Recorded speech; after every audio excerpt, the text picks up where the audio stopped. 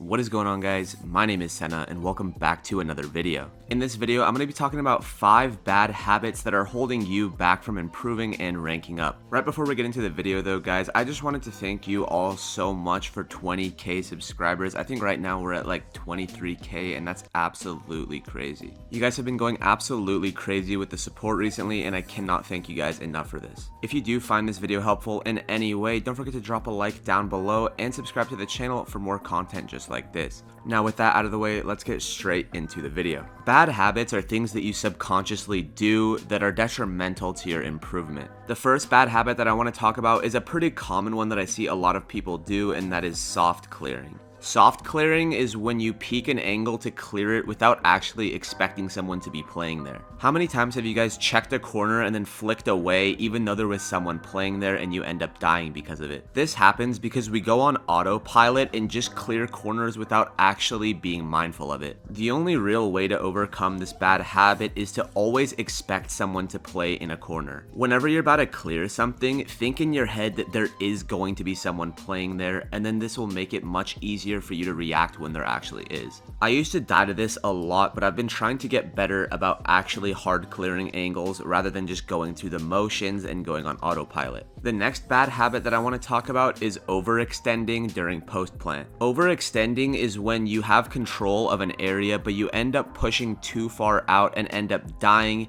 and thus giving up that area that you had claimed. This most commonly happens during post plant when a team is in a man advantage situation, so they have confidence in pushing CT or any other angle that they don't need to push. What typically ends up happening is someone's in a 5v3 post plant situation and decides to push CT because of the confidence of the man advantage. They end up pushing too far and dying and giving the other team some leverage to work off of to retake the site. During post plant, you need to make sure that you're staying disciplined and staying with your team on site and not overextending and giving the other team free picks. Taking control of places like CT during post plant isn't always bad if you have a teammate to back you up or someone that can trade you out, but making these solo overextension plays always ends up badly. So remember, Valorant is a team-based game and you need teammates in order to make successful plays, so make sure that you're not going for any solo plays during post-plant. The next bad habit is a habit that I see a lot, and that is quick swapping or pulling your knife out for no reason.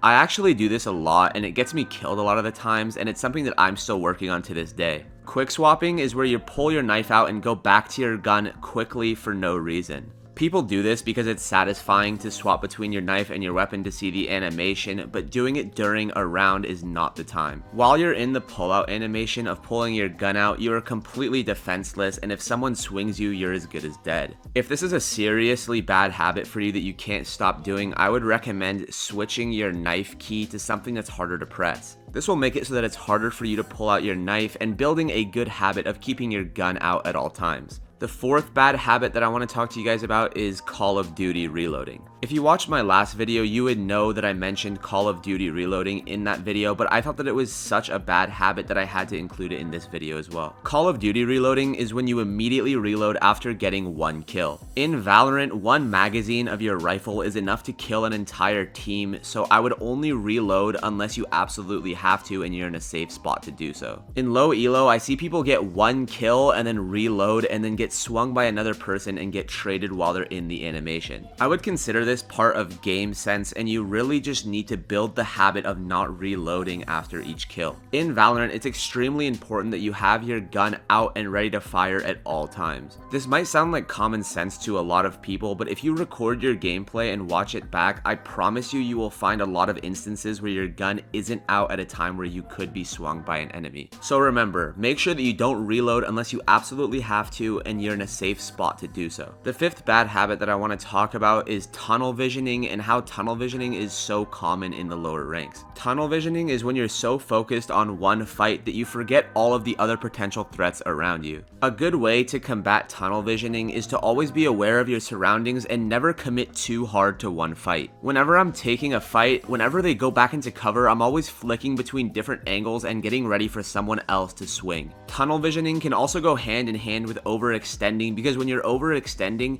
you're tunnel visioning on those kills and forget about playing with your team. Another great tip to stop tunnel visioning is always look at your map and pay attention to where your teammates are. If you look at the map and notice that you're out in the middle of nowhere taking a fight, you need to make sure that you're aware of other enemies that could be around you. You don't have teammates around you to hold the other lanes of the map, so there could be someone coming behind you, or there could be someone backing up the person that you're in a fight with. Let's say the best case scenario happens and you end up killing the guy that you're in a fight with.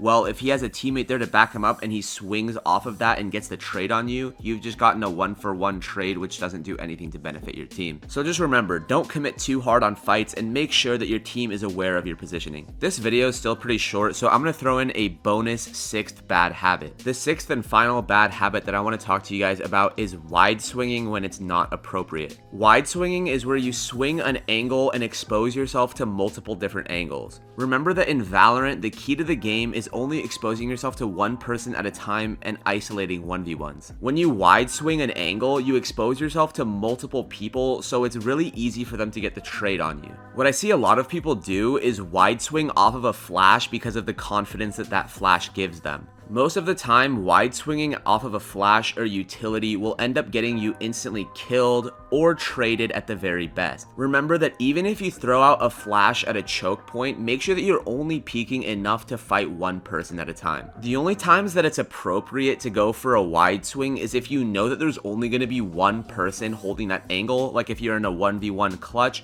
or if you have a teammate to swing with you to double swing someone. Other than that, going for a solo wide swing against multiple people will never work, and you're just gonna end up throwing your game. And there you guys have it. There is 6 bad habits that are holding you back from improving in Valorant. I hope you guys enjoyed this video and found it helpful in one way or another. Remember that improving at Valorant takes a long time and you need to keep grinding, and it's not something that just happens overnight. Watching my videos and taking all of this information in is one thing, but then actually putting it into practice in game is another thing. And it's not easy. Breaking these bad habits are hard, but you need to keep at it if you want to see improvement. Anyways guys, I hope you enjoyed this video, and if you did find it helpful, don't forget to drop a like down below and subscribe to the channel for more content just like this. Thank you guys again for 20,000 subscribers, and I cannot thank you guys enough for all of the support on the channel recently. Thank you for watching this video, and I will catch you in the next one.